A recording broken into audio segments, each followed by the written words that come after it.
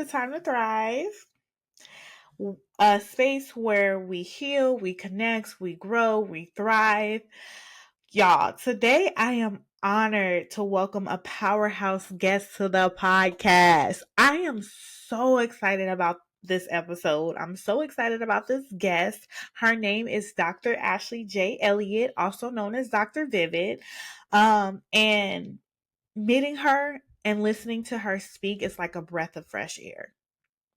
So, we're going to get into healing, mental health, removing the stigma, um, she's a licensed therapist, a mental health educator, speaker, and doctor of clinical psychology who is revolutionizing how we talk about mental health, especially in Black communities. She's known for her bold presence, relatable voice, and deep rooted compassion. She doesn't just talk mental health, but she lives it. Through her content, speaking engagements, and clinical work, she empowers people to reclaim their emotional truth and seek healing without shame. Whether she's addressing ADHD in Black women, dismantling the stigma around medication, or creating safe spaces for authenticity and liberation, she brings clarity, care, and conviction to every conversation. This is the voice our community has been waiting for. Let's welcome Dr. Ashley J. Elliott, Dr. Vivid, to Time to Thrive, and I hope you enjoy. Grab you a glass of wine, a cup of tea, or whatever, and sit down and relax, because this is going to truly bless you. Hi, welcome back to Time to Thrive. Today we have Dr. Ashley, also known as Dr. Vivid, and I'm super excited to have her here today. How are you feeling? I am good. Thank you. I'm so excited to be here. Thank you for asking me. Thank you so much. I'm super excited that we can share this space together. So I want to start with the basics. I know we recently had a well, not recently, but we had a conversation, a short, brief conversation about ADHD and removing the stigma around medicine. When I saw you spoke at a panel at the Boris L. Henson Foundation. Mhm. So I want to start off. How does ADHD show up differently in Black women compared to what we've been taught to look for? Oh, she come out the gate with the good questions. We love it. Yeah, so research has shown that ADHD there are differences amongst gender and differences in how it's reported amongst Black women, Black boys, Black girls. So a lot of times, especially when we talk about school age kids, specifically in adolescence, people more often will see something in girls and attribute it to anxiety or maybe mood or maybe a mood disorder when it comes to Mhm. levels of like irritability or being talkative. So you'll hear a lot of those things being thrown out. I always joke if your report card says daydreaming, Right. loves to participate, but sometimes talks too much. May you report like attitude problems? It's stuff that sounds really teenagery, but for Mhm. Black girls, there's a lot of wording around kind of being moody or Yeah. being defiant or resistant in their behavior in the classroom as opposed to their male peers who will be seen as disruptive instead Mhm. of kind of resistant in the pushback. They're seen as a little bit immature. Though the disruptions will be kind of consistent in certain classes. So usually what you see in Black bodies is little girls being labeled as defiant or oppositional. You hear I'm Mm. going? And then Right. you have the boys being seen as aggressive, disruptive, too playful, oppositional. And most people get a diagnosis that we used to give, they used to press us to give to a lot of kids, especially Black kids, is oppositional defiant disorder, which is marked by, bucking at authority or pushback or Mhm. resist, all of those things, and a lot of disciplinary behaviors. So what we're seeing now is a lot of those women who are older who they're like, I'm struggling with this and this irritation and Yes. with my depression or my anxiety. And I'm seeing a lot of clients and I'm like, tell me about how you were when you were a child in school. And I'm like, "Oh no, baby, that's ADHD. That's Right. not." And it's hard because there is some overlap, but also I think that when we talk about ADHD and we see a lot of those the diagnosis impacting you academically, a lot of girls, especially black girls who are overachieving or well achieving black girls, they didn't give them that diagnosis. They'll give you a Yeah. mood diagnosis or Mm, diagnosis of anxiety before they will pay attention to and go a little deeper because you're doing so well. that was a mouthful. And I appreciate that because a lot of us black women are trying to navigate what we're feeling, and it's important to be educated on what we're feeling Mhm. instead of letting someone, society, or a doctor that really doesn't take the time out to navigate with you, they just want to throw a label on you. Mhm. I love that. Thank you for that. No problem. um and like you said, about growing up, so many of us grew up being told that we're too emotional or too sensitive. How can emotional dysregulation actually be a sign of ADHD? Mm, come on, ask the clinical questions. Yes. So most people when they think of ADHD, they think of more of the behavioral things like restlessness. They think Mhm. of the daydreaming, which can also be dissociation. So a lot of people don't pay attention to the level of frustration tolerance that is Ooh. lowered when you have ADHD. So think about it. When we're talking about emotional regulation.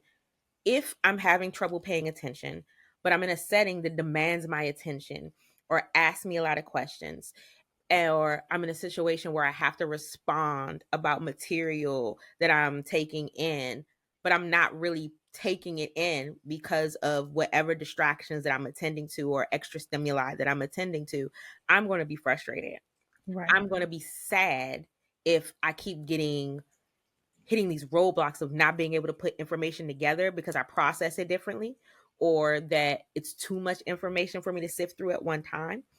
I also might be sad if I'm in an academic setting or a work setting where I'm being penalized or punished or Mm, isolated or called out because I'm not grasping certain concepts. It's not because there's an inability to or it's so challenging it's above me. It's that I am having trouble processing it like the rest of my neurotypical peers. So mm, you can get irritation, frustration, sadness, anger. I'm doing the best that I can and right. with the resources that I have, but you're still telling me that something's not clicking. So Mhm. what's going on is you have emotions connected to what is expected of you, Mm, emotions connected to what you're actually able to do, and emotions connected to your own running dialogue and your interpretation of what's happening. So you have kids who will say things or people who will say things like, I feel like I'm stupid. I feel like I'm dumb. I just don't yeah. get it. Or you have the opposite of everybody is making this so hard for me, Mm, and the dysregulation comes from all of those things.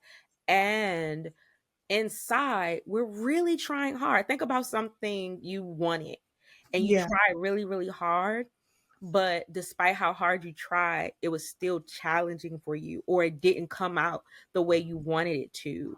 That would make anybody feel a little bit dysregulated, right? Right. So I think we have to pay attention to the the fact that there is a level of emotionality attached to ADHD because it's attention deficit. Anytime there's a deficit, Mhm. we're going to be impacted by that emotionally. A deficit means I don't have enough.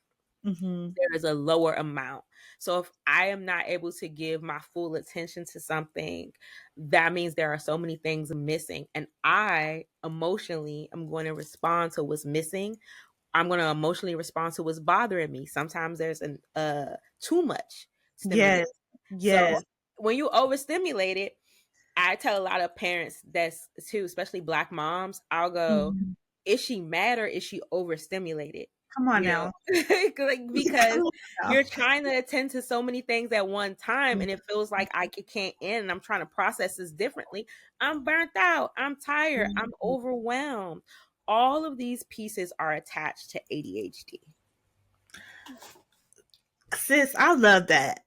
I love that because as a mom navigating her own mental health, trying to teach children how to navigate their emotions and teach them emotional regulation, I think a lot of moms need to be educated on what you just said.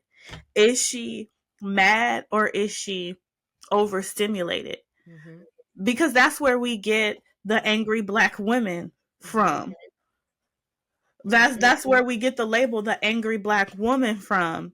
And I see so many people and so many individuals in society label us as the angry black woman or bitter or upset when we just really don't have a space Mm-hmm. to navigate our emotions and the support. So Yeah. I just have to say thank you so much for educating us on that and dropping those gems because we our community, we need to heal collectively. And in order for us to heal collectively, these are the conversations that we need to have. Absolutely. And even I would even back up to say, okay, I can be bitter or I can be upset if Right. I'm overloaded. You know, who's Mm-hmm. going to be happy being emotionally, cognitively overwhelmed? You Mm-hmm. know, and I think that's a piece that if you, like, I'm a mom, I'm a single mom. If you have that, I'm a single black mom and I'm diagnosed with ADHD. So Mm-hmm. there are times when my sensory threshold, the amount that I'm able to, is very low. Yes. And I don't believe that, like I said, when there's a deficit, you're going to respond to it. I don't believe that I should be labeled angry because I'm upset about something that rightfully has a place to make me upset. Yeah. I gotta pay attention to the clothes in the dryer, the clothes in the washer. I got, oh, you spilled something. Oh, I gotta feed the pet. You need help with your homework. I gotta do something. Did somebody ask me to put something on my planner? What do I have to work today? Dinner, this. You get overwhelmed. And Yes. that's just a normal, neurotypical overwhelming.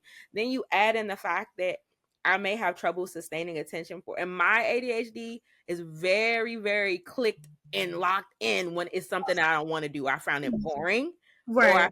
or it's like something that I don't see the purpose of. Like Mm-hmm. I joke, there's always clean laundry in a basket somewhere because it's like I put the clothes on, Right. I wear them, I take them off. I put them in the basket. I wash them. I forget they're in the washer. I wash them. I forget they're in the washer. I wash them. I put them in the dryer. I iron them. I put it on just to put it back in the basket when we fold it up. Right.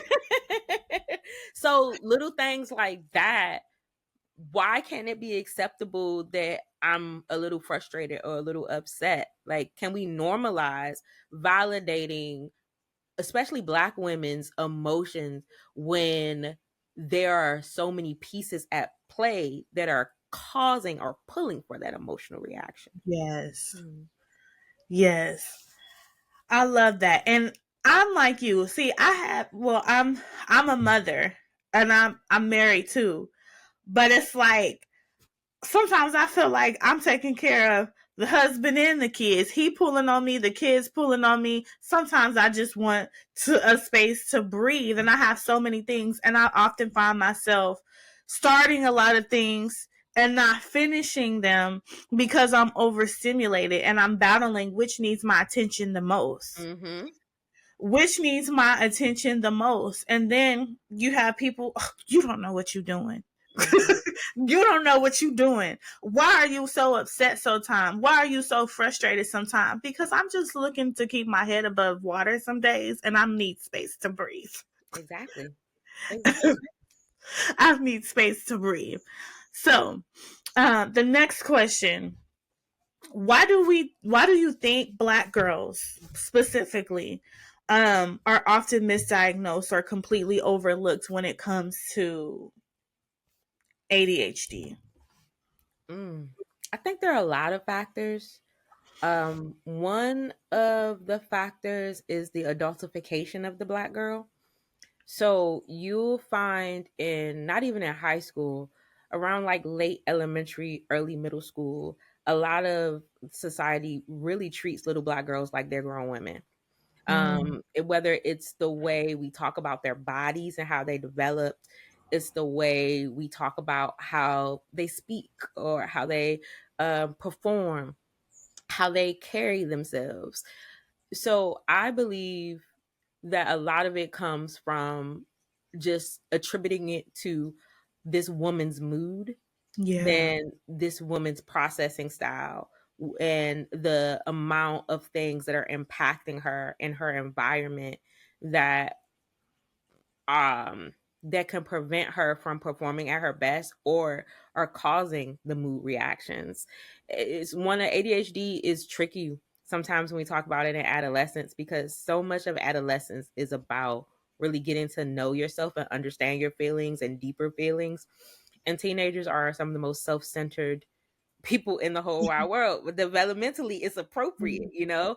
It's supposed to be about me, me, me, me, me, because I'm figuring things out. So is it that she's just pissy and in a mood because she can't do what she wants, or is she pissy and in a mood because school was really hard today? Because yes. I'll use my daughter for example. My daughter's in about to complete her first year of middle school, and she has a 504 plan. And I helped create the 504 plan with her last teachers at elementary school because she's a pandemic kid. Mhm. Her third, fourth, and fifth grade math and reading teachers were the same women. They said, we're going to stay with them to help fill in those gaps so they can be ready for middle school. And I am forever indebted to them for that. I love them. Yeah. But when she's at school, she's a high achiever. She's high honor roll student. Shout out to her, principal's award, the only sixth grader with what is it, Okay. distinguished honors, click clap.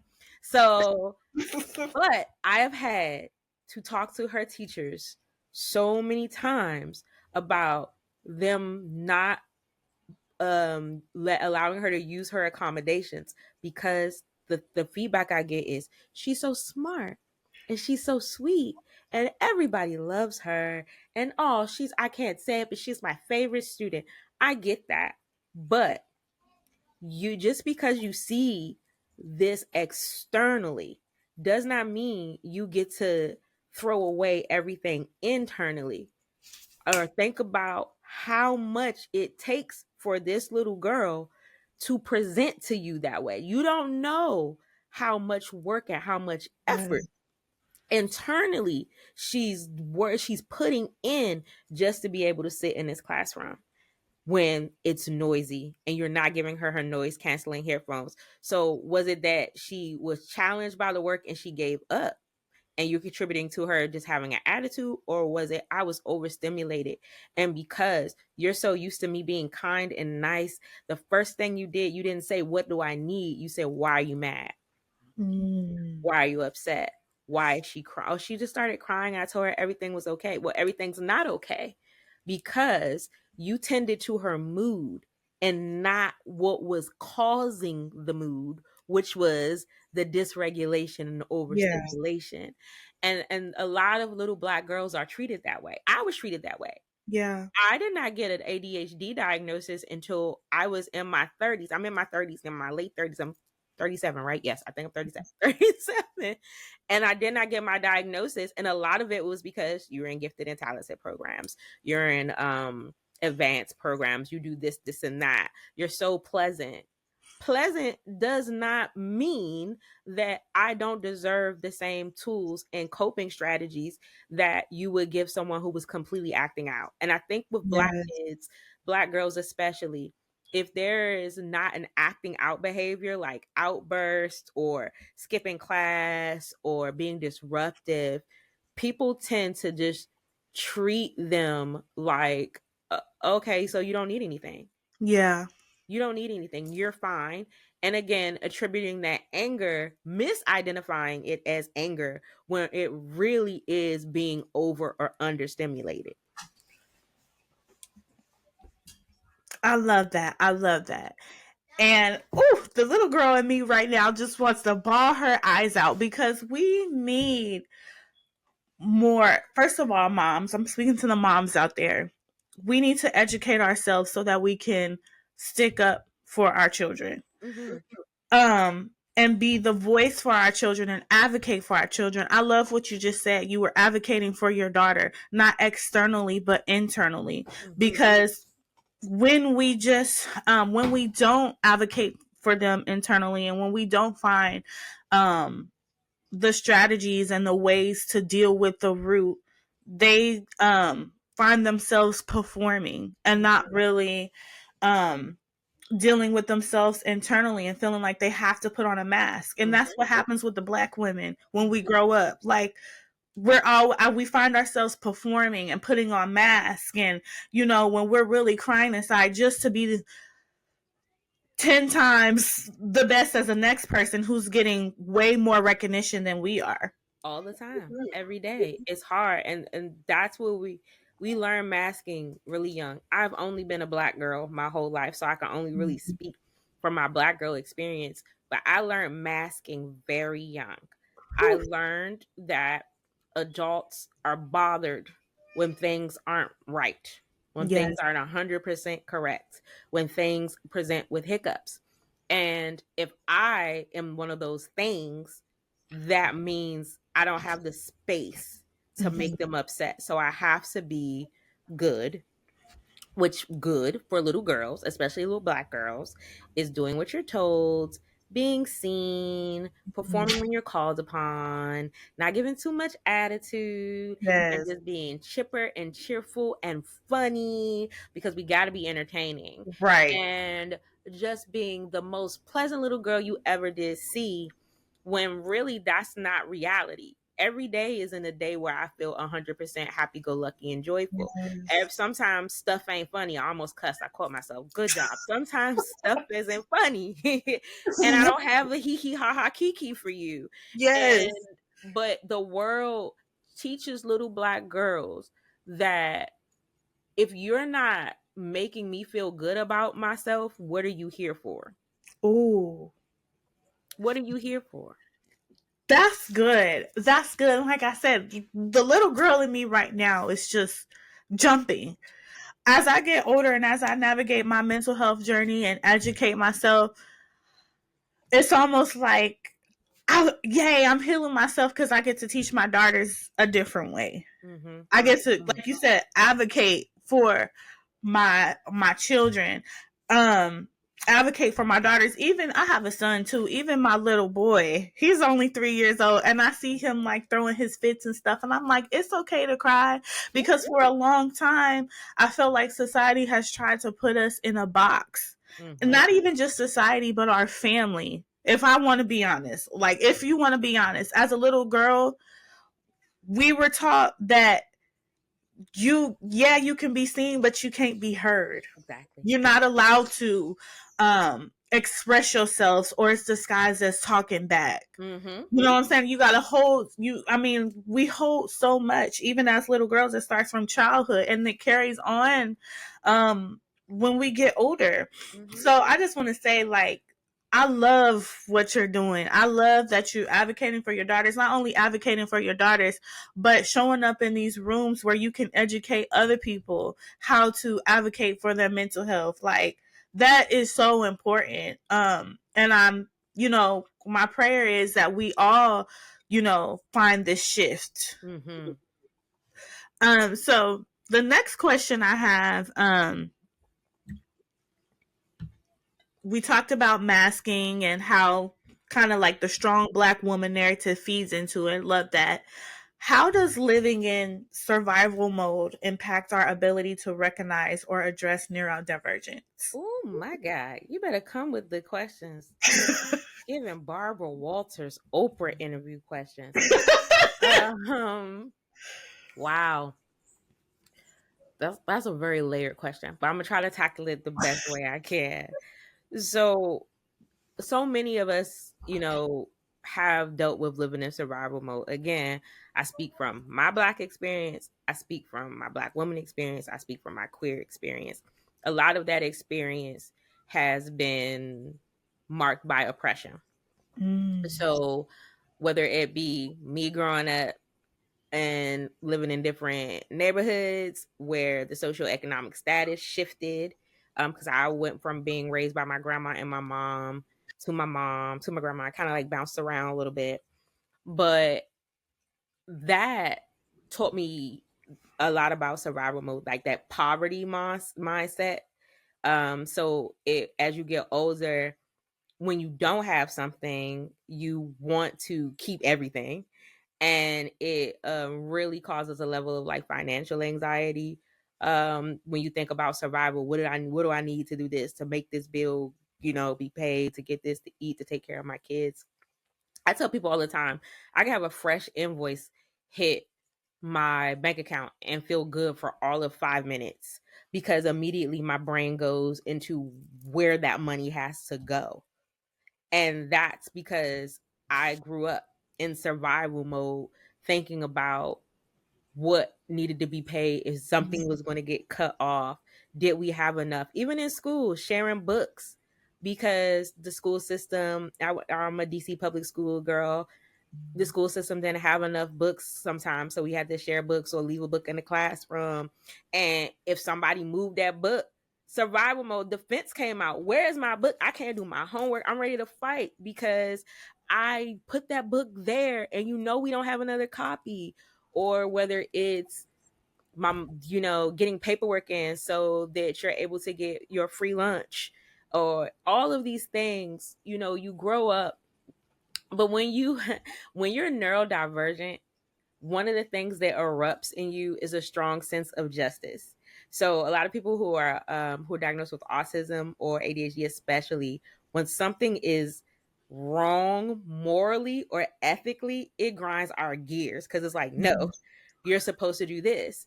So if you're in survival mode, if you're being oppressed, and you have a strong sense of justice, you feel like you're always fighting. Like Yeah. you're always fighting for whether it's an accommodation, for people to understand you clearly, for Ooh. people to stop misinterpreting what you say. So for you're also fighting yourself, because you're like, am I supposed to be working to fit in because I think differently, or I look at the world differently than they do? So should I mask more so I can fit in? Or because you grow up hearing you're the everybody's special, so do I lean into that specialness? But when I lean into my specialness, you tell me I'm irritating you, or you get frustrated. So a lot of it is growing up doing just enough to be able to make it to the next moment, to the Mm. next day. And when you also have that level of intersectionality with your neurodivergence, all the time, I see characters all the time on the news and the media. If you see a white character with Mhm. ADHD or with autism, it's always, they even make them really high functioning, air quotes, and they're so intriguing, and they're so, you just like, super nerdy but lovable. Or you have the person who is kind of like comic relief with their symptoms. So when you see black characters that present that way, it's kind of like they're in the middle, or more towards like they're slacking. People might attribute their behaviors to laziness and things like that. So you're fighting against those labels. You're fighting, and you're in Yes. survival mode for people to see you and not misidentify you based on ethnic differences, based on socioeconomic status differences. A lot of life is survival mode, and masking. When you take your mask off, I'll speak about my symptoms. A lot of the work that I do internally, like, have you seen the movie Inside Out? Yes. Okay. I So love it. Huge yes. fan. So you know how like everybody's in the control center and every emotion, Mhm. that's really how I feel my brain works. There Yes. are a bunch of people in the control center helping me process the information, compartmentalize some stuff, making things work. However, survival mode is on my neck, Yeah. because if I slip up, And the way and one of those people hits a button that is off and it exposes a certain level of me, will people still accept me the way they do? Come on now. Will people still accept me? If you knew some of the ADHD or anxious moments that I have, would you still see me as the Dr. Vivid you follow on social media? Yes. No, would you still see me as JoJo and Aaron's mom that you thought Mhm. was cool or you wanted to talk to? Would you still see me as that therapist or that educator? Or would you look at me different? And as a black woman, a lot of times we feel like we don't have the space for you to look at me different Yes. because I don't want that to count negatively against me. So we mask so much harder than the rest of our male and non-person of color counterparts. Whew. That is good. And I just have to say, I relate to that 100%. When I was 7 years old, I was diagnosed with ADHD. Mm, When I turned 15, they told me it wasn't ADHD, it was bipolar manic depression. mm, And I have been like struggling with that ever since. And I know what you mean when you say unmasking, mhm, because any little because I was bipolar manic. Well, I'm been diagnosed with bipolar manic depression. My mom was going through it with me, and my sister was going through it with me. My sister had ADHD. My mom had PTSD. We mm, were always in survival mode because my dad was an abuser. mm, So we grew up in a domestic violence situation, always on the run until he went to prison for killing the person that he was with. mm, And so me, little old me, I'm always masking, trying to keep myself together, hold my emotions under control, because the moment I sigh or do any little cry, are you okay? And you get tired of hearing, are you okay? You're like you said, you're trying to prove I can do this. I can do this. And not only have we been oppressed and depressed by society, mhm, but for someone who's navigating their mental health and learning how to regulate their emotions, we have to fight 10 times as hard just to prove that I'm not okay. mhm. No, I'm not okay, and I want to be in a space where I can truly be vulnerable, truly show what I'm feeling so that I can get the help. I'm tired of keeping it inside. So I relate to you 100% when you said that. I that's so and I'm so glad that you're still here with us and present it in the way that you are and you grew through a lot of complicated situations that you shouldn't have had to. And that's the same with me. I grew up in a household where there was domestic violence. Mm-hmm. That I grew up in a household with my mother. She was diagnosed as bipolar. Back then it was manic depression. And they didn't and nothing about her ADHD, and also having a long substance abuse history, independence history. My masking was to protect my mother and my caregivers. So a lot of the things that they weren't picking up on was because I learned to send my representative and not myself. Because if I send myself, she going to jail. She going to jail. Right. Me and my little brother gonna be split up and put in foster care. Somebody gonna be mad at me, or I tell someone and y'all don't do nothing about it because I'm a kid in the 90s, and you send me back home, and now it's hell to pay because I let somebody know I wasn't okay. Mm-hmm. And we learn, especially when you're a black neurodivergent girl, the masking is essential to survival because once I say that I'm not okay, that can have dire consequences for my household, for my livelihood. So we go through life doing what I say we all do. Hey, how you doing today? I'm good. You just give I'm goods all day. Because if I told you what I really wanted to say, Yeah. you would be concerned, But now as an adult, I've learned to I'm not I'm good you. Hey, how you doing, girl? Barely here. Okay.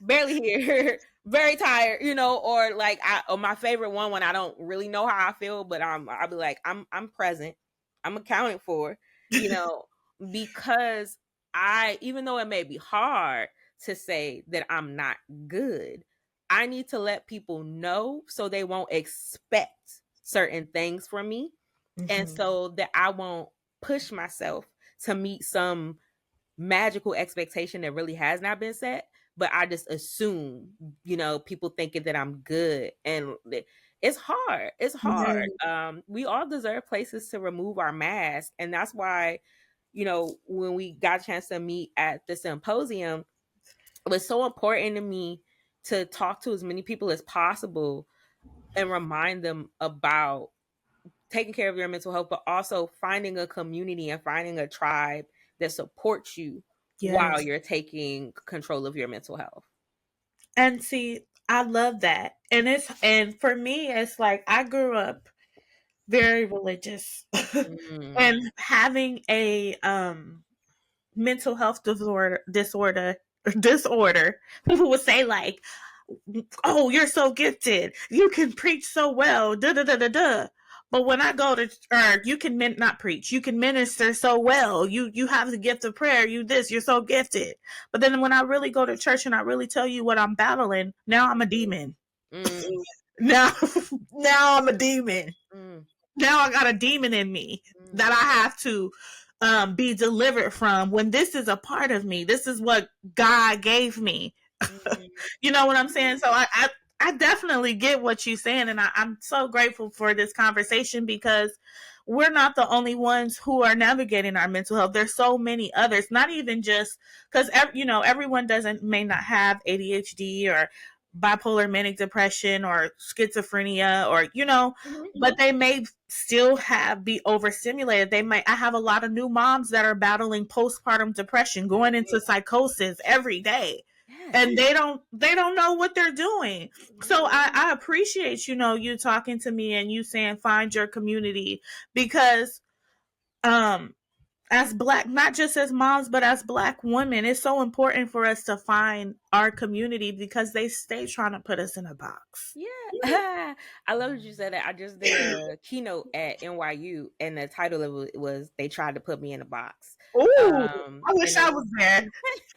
I'm gonna post some more clips, but it was talking about like how discarding the intersectionality associated with the black woman negatively impacts her mental health. You see her one way.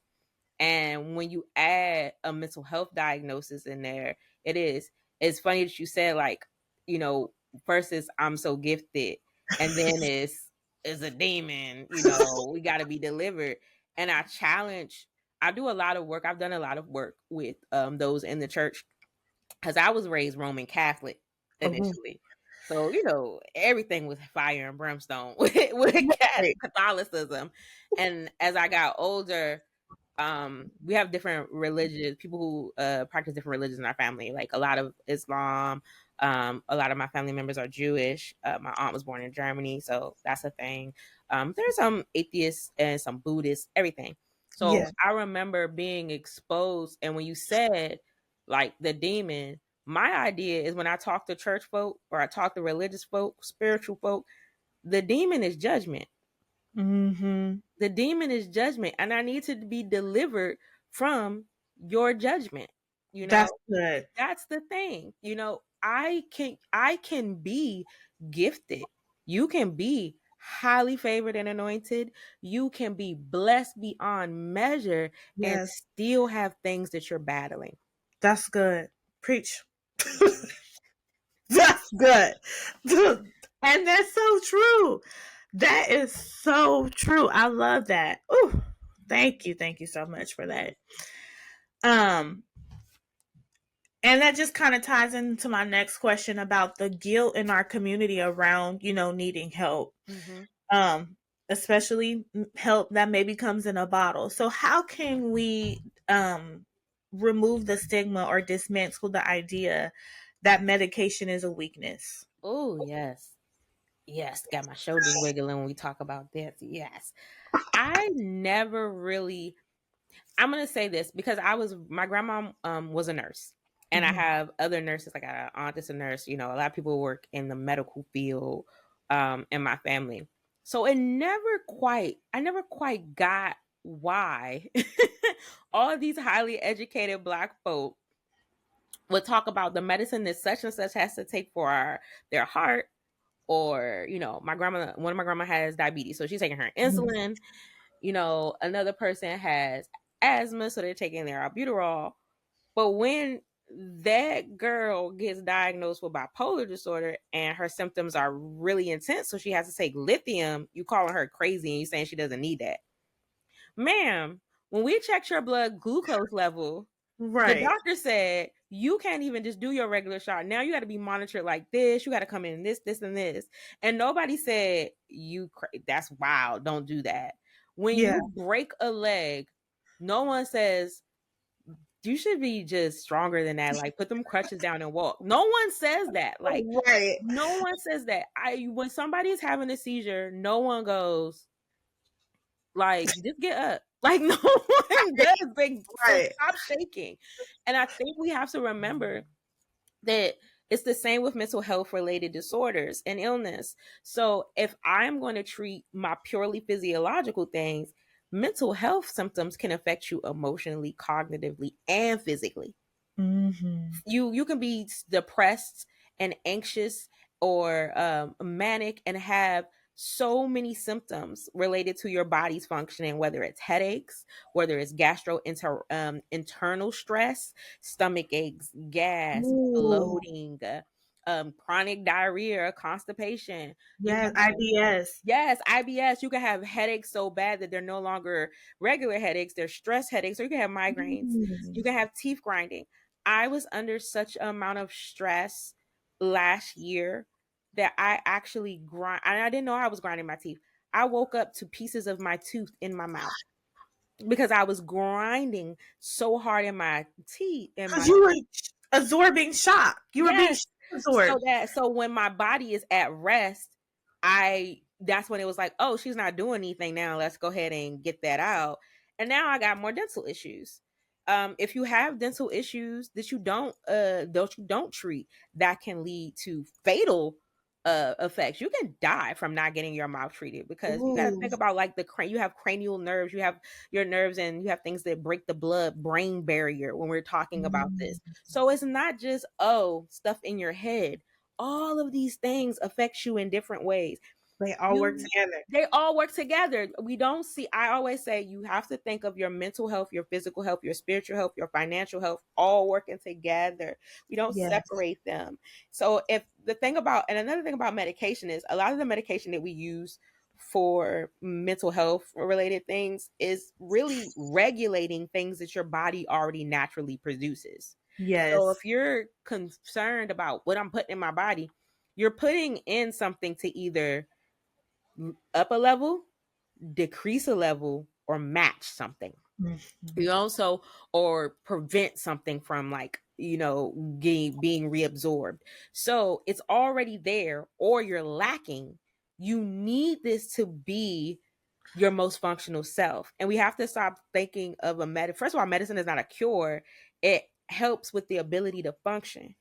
And if you could give a person the ability to function versus sitting in a room rocking, crying, versus having a Mhm. panic attack every day, versus dealing with delusions and hallucinations that are so intense that conversations are scary, that my postpartum depression is so bad that I don't even want to pick up my kids because I'm scared I might do something. Yes. Function. If you can give that woman a dose of Zoloft, that's the difference between her being able to cradle her kid at night and sing it a lullaby. That's the difference between her screaming and crying and being able to bathe her child without having a vision of her doing something to hurt that child while that child's in that water.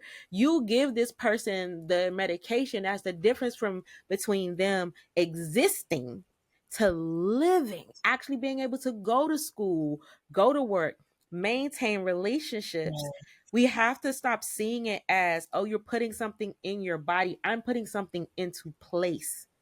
so Yes. that I can be my best self for right now. And that may change. Medication doses may change. This may not work. Symptoms may arise and they don't. We'll fix it. We'll edit it.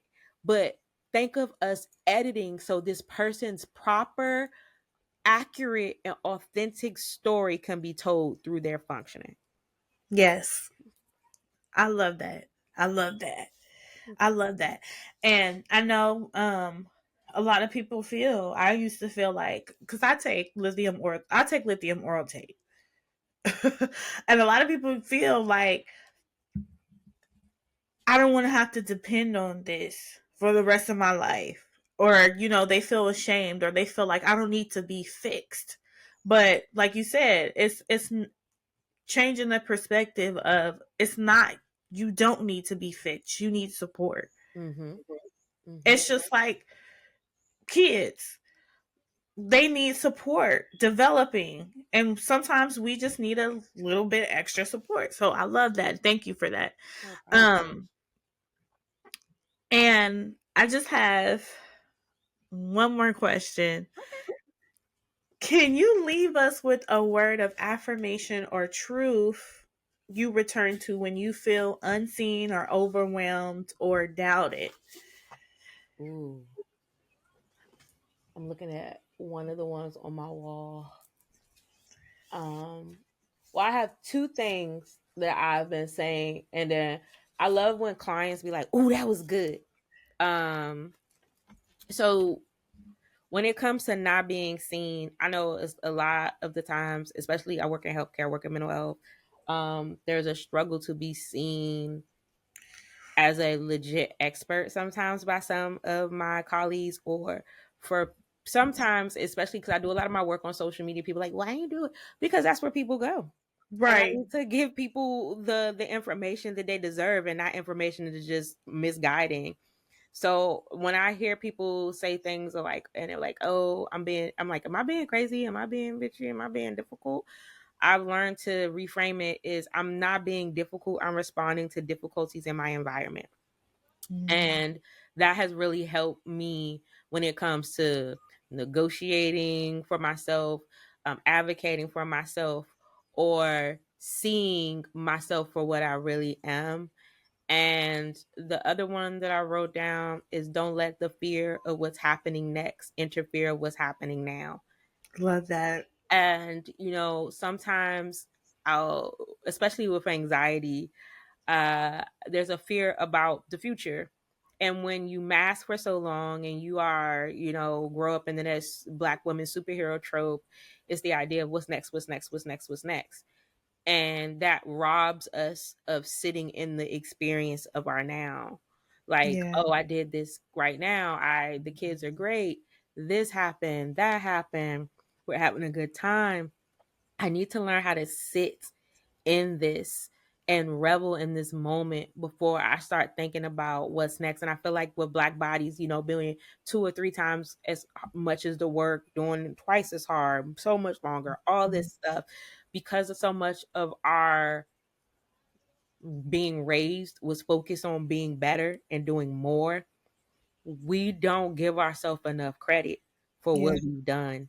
And when you have a mental health related disorder, you have to learn how to do that more. Really have to learn how to give yourself more credit, because a bad day can feel like it's about to take you out. And you Yes. have to remember that, Woo! like, right? Like, it's like, don't think about, oh, something else is going to go wrong. Well, in this moment, what can I do to shift this feeling and make it right just enough for me to be able to tolerate it and not worrying about what's going to happen, what's going to happen. Sit in your now. Ooh, I love that. I love that. I love that. Okay. And I lied. There's one more question. I'm sorry. Uh, how can we teach our daughters and younger women to be seen, heard, and supported at their age? Because even with my baby, she's only, my oldest is only 7. Mhm. But I just want to share an experience we had yesterday. Um, she was being off. Like she had an attitude, like a chip on her shoulder. And I'm like, what's wrong with you? Nothing. I'm like, "Oh, are you okay? Yes. What's wrong with you? Nothing. I said, well, what's wrong? I don't know. I don't know. I said, okay. So I started playing my other daughter, because I have a 5-year old too. She comes up to me and she starts loving on me and stuff, and da da da. She's looking at me like she's jealous, and I'm like, "You sure you don't want to come over here and get none of this love?" She's like, "No." Then she just starts busting out crying, the waterworks, and she's like, I'm sad. She said, Oh, because I graduated today and I'm not going to see my friends anymore. We're going to a new school. And she starts showing me like her journal with all her friends and stuff. And no. I'm like, I hugged her, I affirmed her.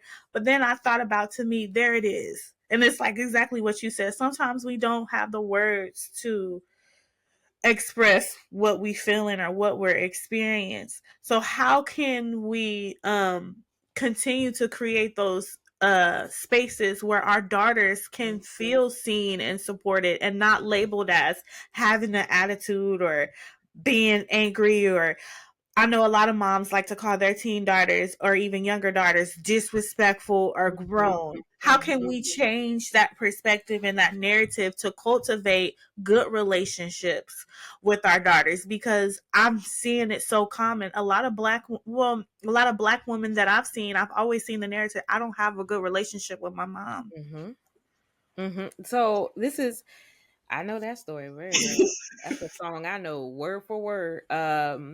I think it starts with first thing I tell parents, and it's something that I do myself is you have to see your child and talk to your child the way you wanted somebody to talk to little you. Ooh. And that kills a lot of the unnecessary noise. And like my daughters, I have a 12-year-old and my 5-year-old will be 6 this summer. So it's a lot of talking to them the way I wish somebody would have talked to me. My mother was very she had moments where she was soft, but because of the way she grew up, there was very like hard boundaries and hard lines.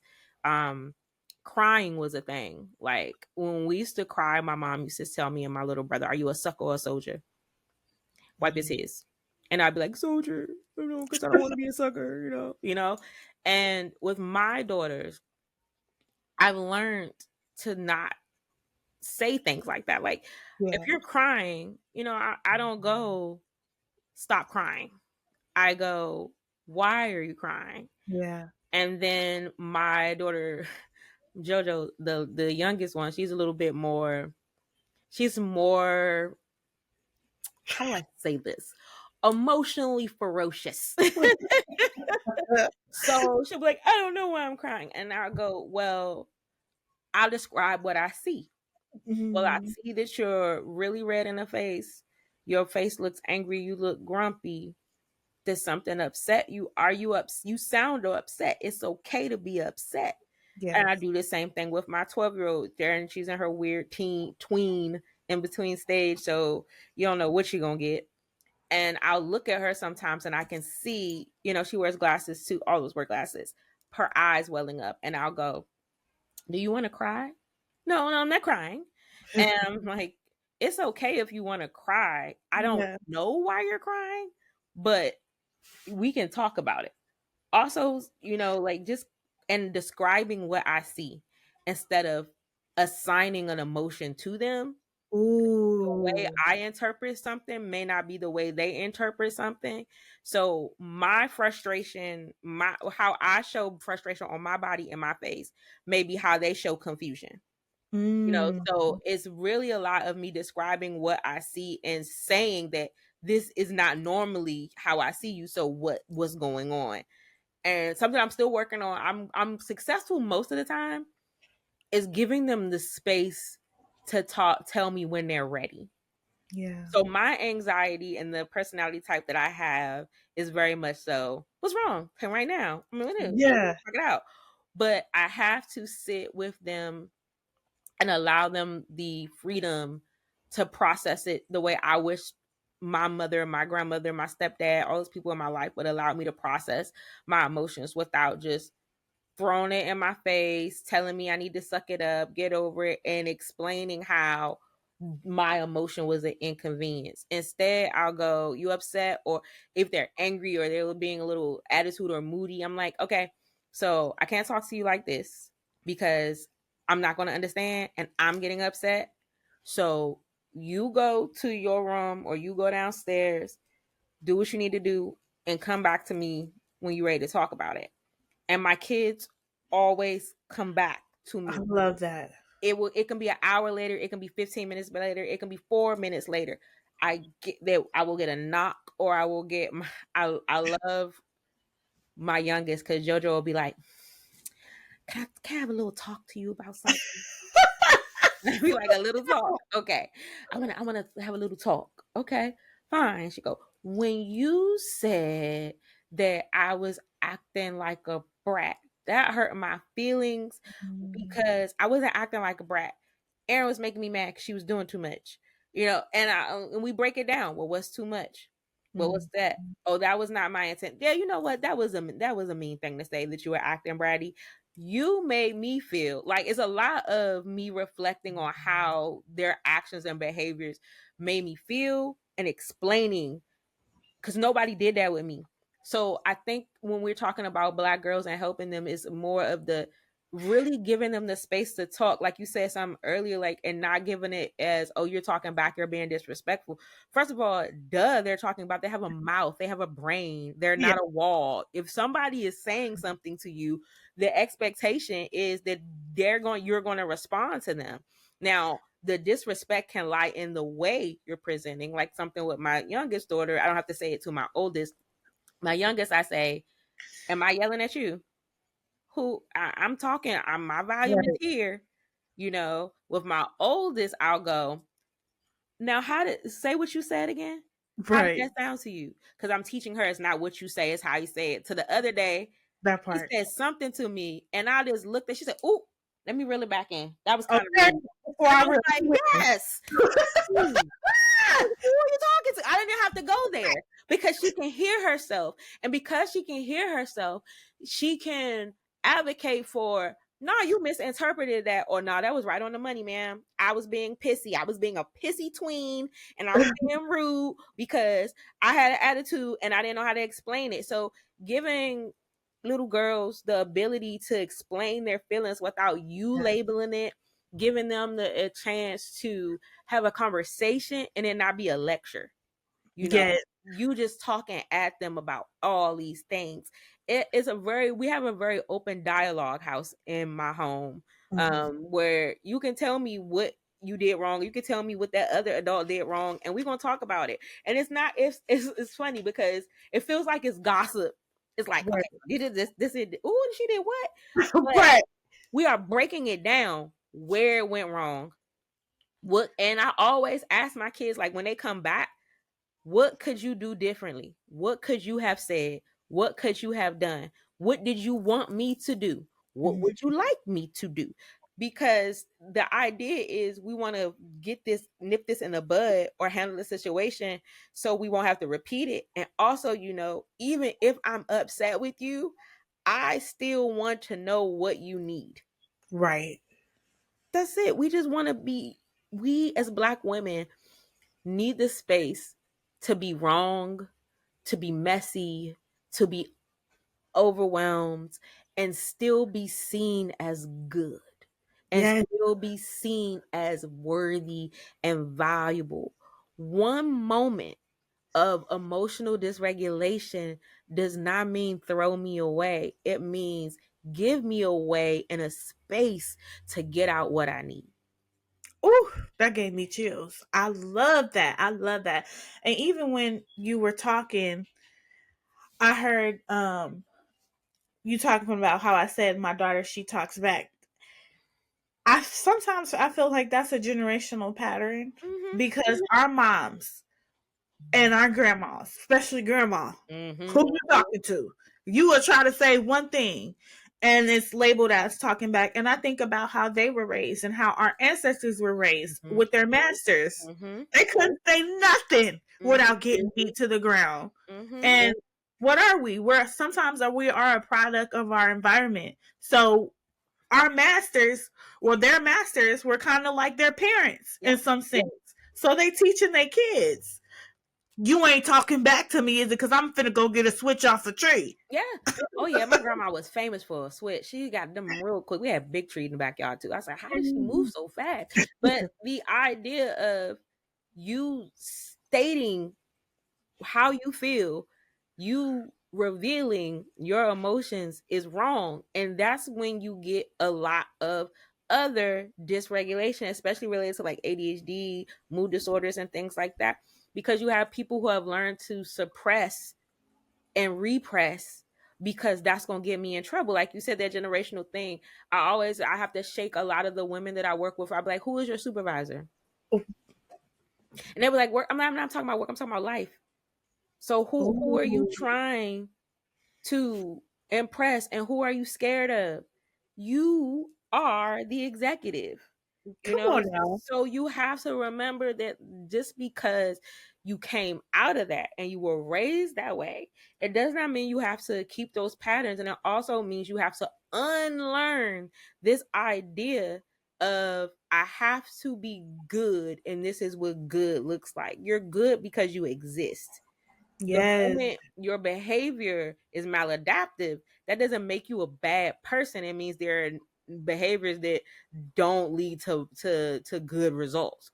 yeah, So you have to see yourself as inherently good and also see yourself as not having a supervisor, not having someone that's checking off if you're doing it right or wrong because you're doing the best you can.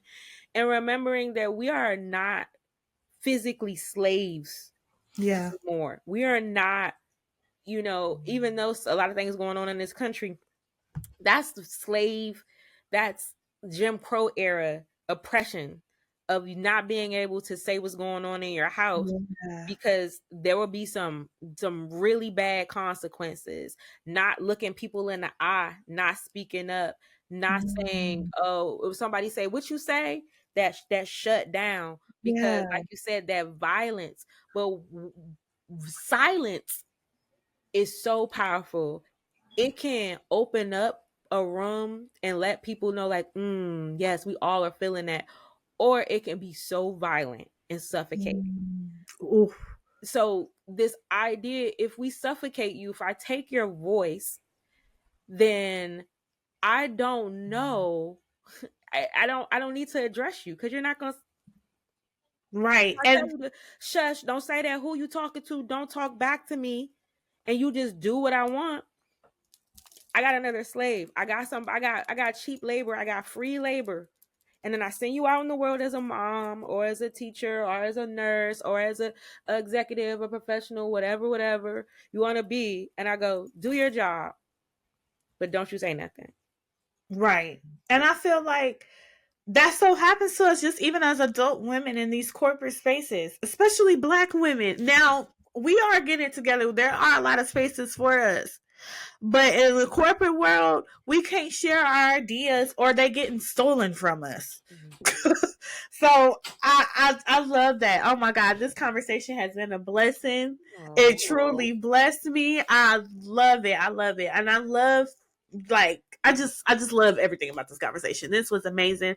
I hope it I pray it blesses our audience because I know somebody needs to hear this, especially a lot of women who are living behind a mask and Mhm. stigma and shame and trying to navigate things. Yeah. So, do you have any advice for what would you give your let's say this. What advice would you give your younger self who's navigating her mental health as to where you are right now?